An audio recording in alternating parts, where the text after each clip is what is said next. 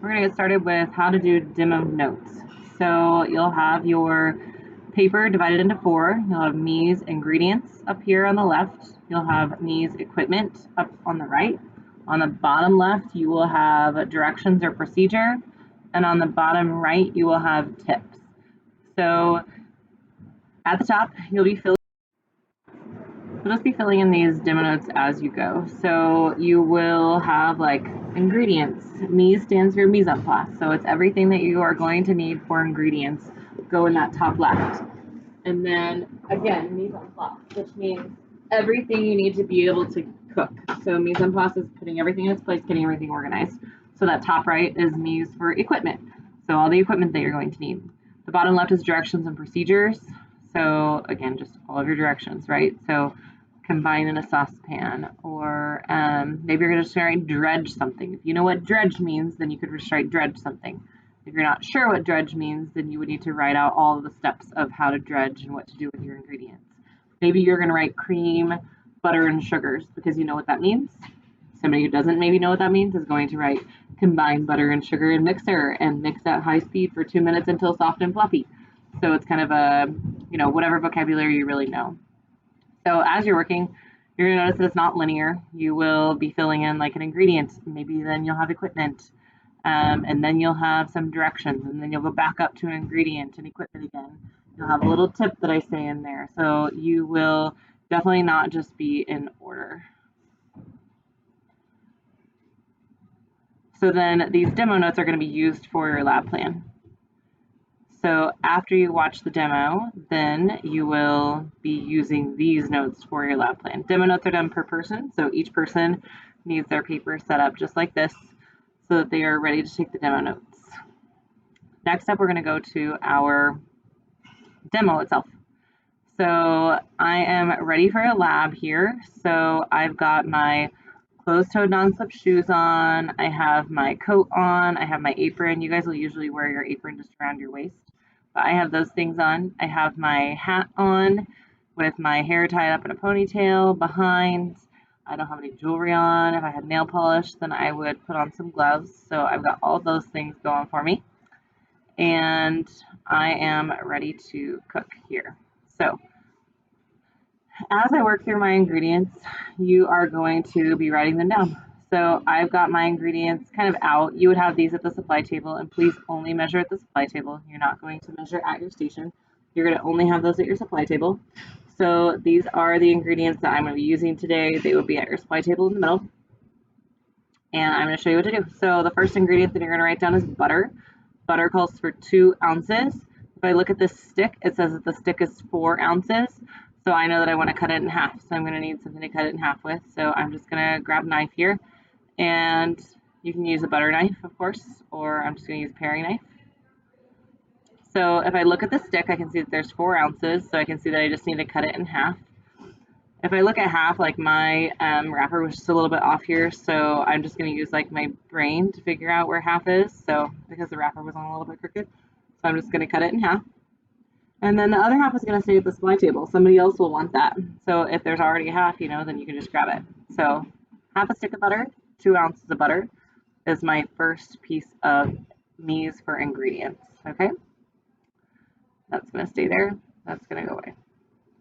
Next up, I am going to scale or weigh something. So when I'm working on a bake shop, formula is usually what it's called. Formula means that I'm going to be a little bit more accurate, and it usually means that I'm going to scale or weigh things. So when I do that, I'm going to need a scale. And then I'm going to need something to weigh it into, so usually a bowl. And if I'm thinking like 213 grams, that sounds like kind of a lot. I don't know, it doesn't sound like it would fit in a tiny Mise cup, so I grabbed a small-ish bowl, and I'm going to put that on my scale. And then after I get that on my scale, I need to make sure that it's zeroed. So I always want to tare, T-A-R-E, or zero my scale. So I'm going to have to hit that tare button until it says 0. And then my mode here, I want it to be in grams. So because I'm measuring 213 grams of sugar. So equipment, I need a scale. On my ingredients, I need 213 grams of sugar. And then remember, I don't usually put the bowl in there because whoever's measuring it knows that they're going to need a bowl for sugar. And if I grab a bowl and I'm the equipment person, it doesn't make any sense because now we just have an extra bowl. So sugar is a staple ingredient on our staple table. So when I'm measuring this, I'm just going to use a half cup measure here. And I'm going to see how much a half cup gets me because 213 grams sounds like it's going to be, a decent amount. When I pour it in, I got almost to exactly what I needed, half of what I needed. So I got to about 118 on my first try. That's telling me it's nearly a full cup of sugar. So I'm just going to keep working until I get to 213 grams. I'm going to pull out just a little bit if I over measure. But I want to use some common sense here. I don't want to just start pouring and then I have a ton that I have to take out. And I also don't want to just start with tiny teaspoons full because that's going to take me forever. So use some common sense when you're measuring or scaling as we are here. So 213 grams of sugar, and I'm just going to put that with my stuff. My next item is going to be milk, and when I measure milk, I'm going to measure fluid ounces, which is going to be in a liquid measuring cup. So I got my 1 cup liquid measure because I saw 2 fluid ounces. I know that there are 8 fluid ounces in a cup, so I knew I only needed a 1 cup measure. So I'm going to measure 1/4 of a cup or 2 fluid ounces. Ours are marked for both. So if I set it on a flat surface, then I can look and make sure that it is 2 fluid ounces or 1/4 of a cup, which it is. So now that one's done. I just want to make sure it's 2 fluid ounces. I don't want to measure that on the scale. Okay, next up is going to be cocoa powder. When I'm looking at cocoa powder, it says 11 grams. 11 grams of cocoa powder are going to be different than 11 grams of sugar. So I needed 213 grams of sugar over here. So I can probably guess that I could use a much smaller Mies cup or measuring bowl for this. I don't need a giant bowl. Even though cocoa powder is going to be lighter and it's going to take up more space and volume, I can still probably guess that it's not going to be huge. And I can probably guess that I could use a spoon instead of a measuring cup. So I have my Mies cup on my scale, and I have my scale zeroed, and I'm just going to grab a spoon, and I'm going to use a spoon to start just spooning some cocoa powder in there. I just need 11 grams of unsweetened cocoa powder. And then just a tip I have for you here is if you like dark chocolate, Hershey's does make a dark cocoa powder that's also unsweetened, and it's really, really good with these. It turns them almost black, and they are really, really good. So try that if you feel like trying something a little bit different. So there's 11 grams of cocoa powder. And then that's going to go back on my station, or my supply cart, of course, since I'm still at my supply cart measuring. And then next up, still the person at the supply cart is getting these things, is peanut butter. 63 grams of peanut butter. That sounds like a decent amount, but it doesn't sound like a lot, so I can probably still put it in a little Mies cup there. Also, if I'm thinking about how much sugar, I know I'm not going to use more peanut butter than I use sugar because that doesn't really make much sense. I'm making no-bake cookies. So if I use my brain just a little bit, I can think that's probably, going to be spoons. So I'm just going to start with 2 spoons because it's sticky, so I need help getting it off the spoon. And I got it almost exactly half, so I know that I'm going to need to use about the same amount again. I'm going a little slow here on this adding. And I'm going to use 63 grams of peanut butter. At home, I prefer to use crunchy peanut butter. At school, we always use creamy peanut butter, so that's what we're using here. You could use either one, they both work. And then when I'm done with this peanut butter spoon, if you're going to lick the peanut butter spoon, then make sure that you put it straight in that bus tub so that nobody else comes along and does the same thing, because that's kind of gross. Okay, so those go in my bus tub. I'm always gathering. I'm going to throw a peanut butter lid. I'm always gathering and putting things in my bus tub as I go. I'm not just leaving them on my station the whole time. So like my butter wrapper, I got rid of it. I threw it away. I didn't just leave it at my station to throw away in 30 minutes because that doesn't make a whole lot of sense. Okay. Next up, I am going to measure oats. So I'm going to use quick oats here. You can use quick oats or you can use old-fashioned oats. Quick oats are literally old-fashioned oats that have been ground up a little bit in a food processor. They've been ground up a little bit in a food processor so that they cook faster. Hey, that's why they're called quick oats. So quick oats, I need 130 grams. So I've got those. And I do think quick oats kind of make the cookie hold together just a tiny bit better. So that's going to go in, and I am just going to measure to scale until I get 130 grams. And then I'm going to set that with my mise en place.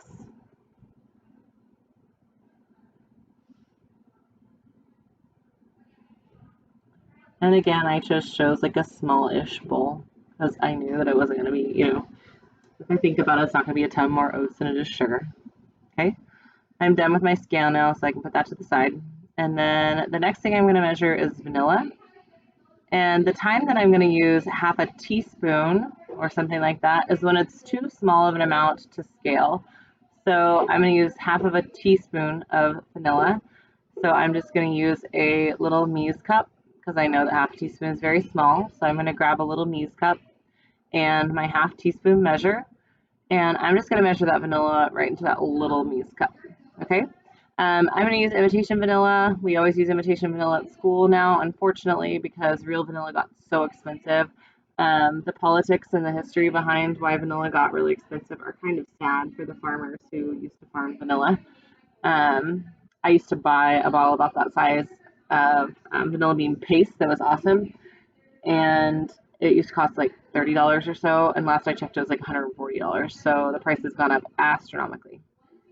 Okay, next up is equipment. So I have my mise en place done. What I like to do is look and see there are 1, 2, 3, 4, 5, 6, 7 ingredients. I'm going to go through my ingredients on my table and I'm going to count and say 1, 2, 3, 4, 5, 6, 7. My butter's a little hidden, so I'm going to grab it from behind the bowl so you can see it. But I like to know that I have the right amount. I will really screw up these no bakes if I don't have everything out and ready because it will probably scorch. So this is also another good reason that we do this first, is so that you have a chance to really make sure that you understand why you need mise en place done before you start. Okay, so I am ready to, you're going to see more on that mise for equipment now. So my next piece of equipment is going to be a medium saucepan. And then I'm going to combine my butter, sugar, milk, and cocoa in the saucepan. So here's my butter. I'm going to throw away my butter wrapper. There's no reason to leave that sitting at my station forever. There's my sugar I already poured in, my milk, and my cocoa powder. I'm going to make basically a chocolate sauce. So I'm going to throw away this butter wrapper. It doesn't need to just sit at my station forever. Those are going to go in my best tub, butter wrapper in the trash can. And then I am ready to come back. You're going to have more than one person in your group. I only have one person in my group. So I just, and I'm talking, so I move a little slower here. So this starts my medium saucepan. I always suggest to grab one more rubber scraper than what you think you need. Somebody puts it in the bus tub, somebody drops it, whatever else, and you're in station 3 and you got to go all the way to the rubber scrapers. I always just grab one more than what I need. So if I need one, I grab 2, whatever. So medium saucepan over medium heat. And if I overboil these, they will be grainy and crystallized. If I undercook them, they won't come together. So here's your chance to show if you can follow directions. So the gas stoves always have a pilot light on. People are always telling me, hey, the stove is on. The stove's not on, it's just the pilot light. It just burns off the little gas that comes out. And we do not want those pilot lights to go out because then gas will fill the room. And that seems a little dangerous. I would like to be able to go home today at the end of the day. All right. So then I have my next piece of equipment is a sheet pan. This is a half sheet pan. It's half the size of a full sheet pan. Parchment comes in full sheets. So don't lay it across your thing like this and try to cut it like that. Don't lay it in the middle. This is a full sheet of parchment, so it's exactly twice what you need. So fold it in half and tear it and give it to somebody else, or just fold it in half and leave it there. It's more wasteful to fold it in half and leave it there, so just share it with somebody else. Parchment paper is on the speed rack, on a full sheet pan on the speed rack to my left, which is to your right, underneath that TV screen is where you'll find some parchment paper in our classroom. And I'm just stirring this. I want it to come to a boil. So right now it's kind of at a low boil on the edges. My butter also needs some melting. So as that sugar melts and the milk heats up, it's going to help melt my butter. But I don't want there to be like a chunk of butter in the middle. So the other piece of equipment I need is a red handled scoop. You could use a purple handled scoop if you want. If you want to make 13, the red handled scoop makes 10. So you can choose. And I am just going to stir this until it is nice and melty and I've got a homogeneous mixture. Homogeneous mixture means it all looks the same. There's no chunks of butter in there. The butter's always the last thing to melt on these. So I'm just going to stir until my butter melts. Once my butter melts, I'm ready to start focusing on bringing it to a boil. So even when I'm stirring right now, the edges of my pan are starting to bubble a little bit, which is fine. I'm going to want a boil, which means bubbles across the entire surface. So I just about have my butter melted. I'm stirring a little vigorously just to get my butter melted quicker.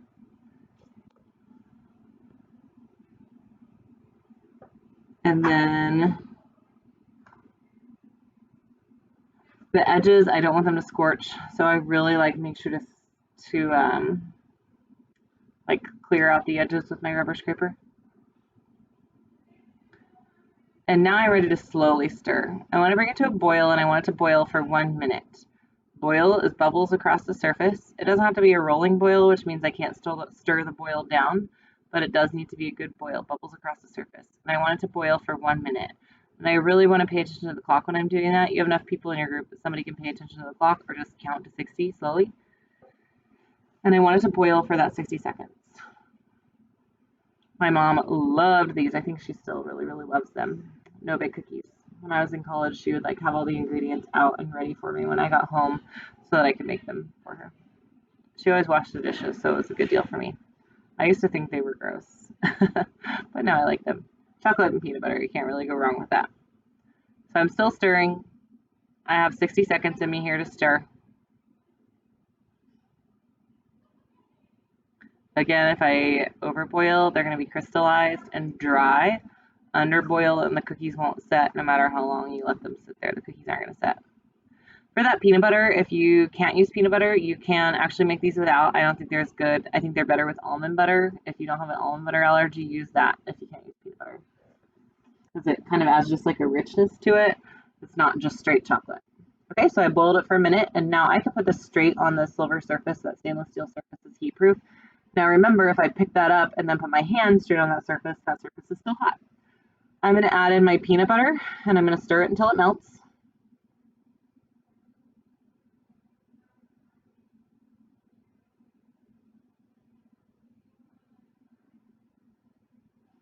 Then I'm going to add in my vanilla.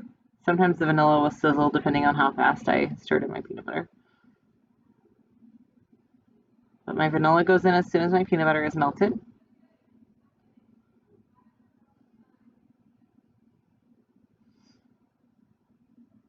This would probably be a really good chocolate peanut butter sauce if you just needed to make chocolate peanut butter sauce or something too. It's not going to set like a ganache or anything though, because it doesn't have the cream and the butter in it. And it has some butter, but not the cream. Okay, and then I'm going to stir in some oats, and I'm just going to slowly stir these in and make sure I get them off the edge. Some people use more oats, some people use less. I think this is good in between. And then, see, I'm just going to stir those off the edges till, again, a homogeneous mixture. I don't want any of the oats not covered in chocolate. And then next step is to grab my red scoop. And I want them all to be the same. Again, red scoop gets you 10, purple scoop gets you 13 like the recipe says. But I want them all to be the same, so I'm going to scoop it against the side. And then these, I'm not worried about baking. They're not going to like expand or anything. So I can scoop them pretty much right next to each other. But they want them all to be the same, so I'm scooping them with a scoop.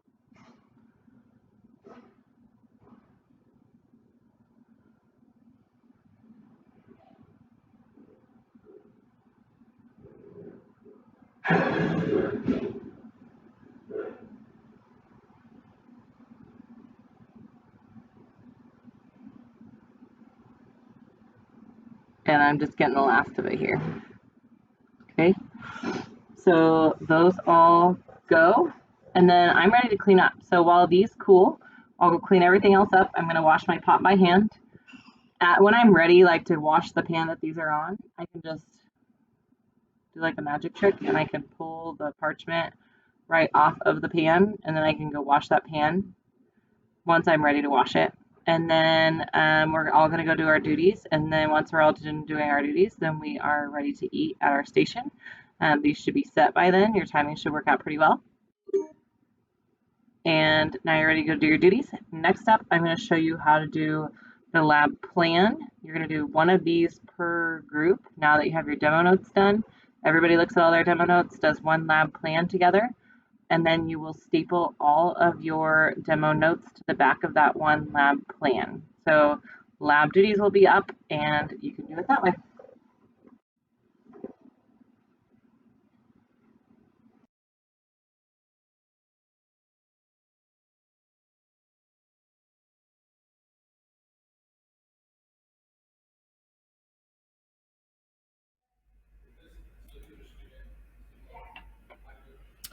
So here's our NCA lab plan. It should look pretty familiar to you from Culinary Essentials. So you'll notice that you will write in your day of your lab here. So figure out what day you're doing it. Usually you can find it by looking on the board. So maybe you're going to say Friday for Friday, right? I'm going to write station 4, but whatever station you're going to be in there. Here we're going to find on that lab duties chart. So that lab duties chart will be up on your screen when you're doing lab planning. And then it's also what's up on your screen on a lab day. So you'll see something like this, and it'll be up on your screen for lab planning. So you'll want to check here, and you can see what your duty is. Sometimes you don't have a duty, so if your name isn't up there, then you're still going to go to name, and then on duty you'll write in A or draw a circle with a line through it, but you're going to have each group member's name and what their duty, or if they don't have a duty. Okay, next up we're going to have our menu items. So maybe our menu item is Italian breaded pork chops. And then we're going to have our class topic. So for this one, our class topic is pork. Apparently I can't spell that correctly. And then for cooking methods, I'm going to look at that recipe and I'm going to say what cooking methods are going to happen. Am I going to be sauteing? Am I going to be baking? So the example for our recipe is saute and bake, because first I cook it on the stovetop and then I cook it in the oven. For my yield, for this one in particular, it says there are 4 servings. So I'm going to write 4 servings here. For my portion size, I'm going to look at the recipe. So on this one, it says I'm going to use 4 pork chops. So it makes sense that my portion size is 1 pork chop. Sometimes it'll say maybe 6 ounces of pasta. So I would take 6 divided by 4, and I would say 1.5 ounces of pasta. And then maybe it says 2 chicken breasts. So I'm going to say half of a chicken breast. So maybe it has 1.5 ounces of pasta and half of a chicken breast. So in portion size, you're not going to go through each and every single item. You're not going to say, for example, 1 teaspoon of breadcrumbs is a portion size. You're just going to go for that main thing. So we're talking about a pork chop, or maybe we're talking about stuffed chicken parmesan and pasta. So I'm going to do how much chicken parm and how much pasta will they get. So in this case here, prep time, I'm going to read that recipe and figure out about how long do I think it will take to prep that recipe. So in this case, I think to get everything together will take a maximum of 20 minutes, probably faster. And then I can look at it for cooking time. First, I'm going to saute the garlic a little bit, and then I've got to cook the pork on one side, flip it, and then I'm going to put it in the oven. So in total, it's going to be about 20 minutes. So I'm going to add those 2 together, and it's going to take me about 40 minutes. Okay. Here in my equipment, I'm going to do anything that's not measuring. So this is my equipment I need to cook with.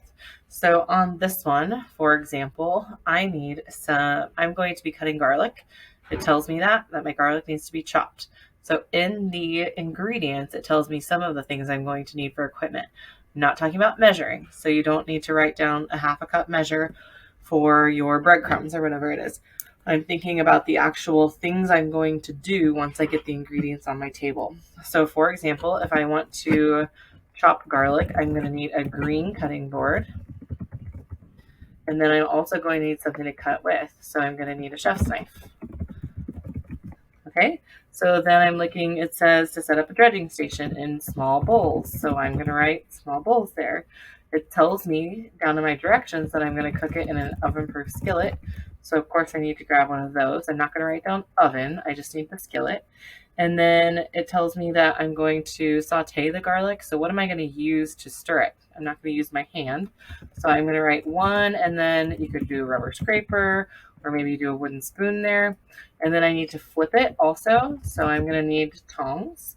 And then does it tell me if my cheese need to be grated by me? Then I would need a cheese grater. If I need to whisk the egg, do I need a whisk, or could I use a fork there? Either one. And then if I need to grate the cheese, then I'm going to do this. In this case, we don't have to cut the pork, so we don't need a red cutting board and another chef's knife. But if we were going to cut it, then we would want to get the right color cutting board and then add to chef's knife. Okay, so there's all of my equipment after reading my ingredients list and reading my actual procedure. And remember up here, I did not write I need a half a cup to measure something. Down here in my ingredients was where I'm going to write how much I need of things. And then if I'm telling myself that I need, so first, like 3 eggs, milk 3 tablespoons. So obviously when I measure the milk, I'm going to need a little mise cup and I'm going to need a tablespoon. But the person who's going to measure those things will see that they need those. We're going to send one person to get this equipment that you actually need to cook with. We're going to send one person to get the supply cart ingredients, and we're going to send one person for the staple ingredients. So we don't need to list those pieces of equipment up here because that won't do that person any good if I'm collecting them. So if I'm the person measuring milk, I'm going to go grab a tablespoon and a mise cup, right? So I need breadcrumbs for this one, and I need 1.5 cups. I need grated Parmesan and half a cup. And remember, maybe it was Parmesan and I was going to grate it myself.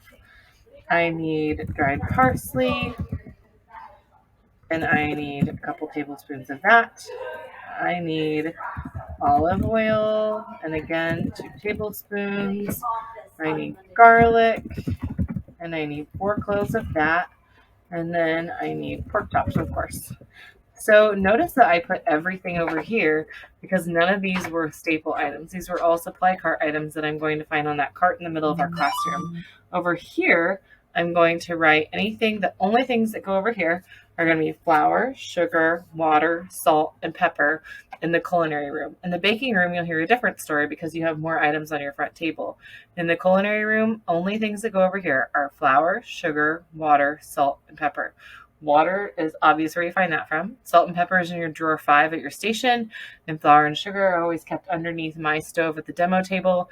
And we can put them up on that front table when it's a lab time. Okay, so I'm just going to go back through, and in general, I can go count the ingredients on my recipe and then come back over here and make sure I have the same number. I can read it and make sure, like, okay, I got to cut it. So what am I going to put it on? How am I going to stir it? And I have all of those and my number. So then our efficiency happens on our lab day when one person has this, they go grab all of these things. One person has this part and they go grab all of those things. And one person has this part. That person has a really easy job on this recipe.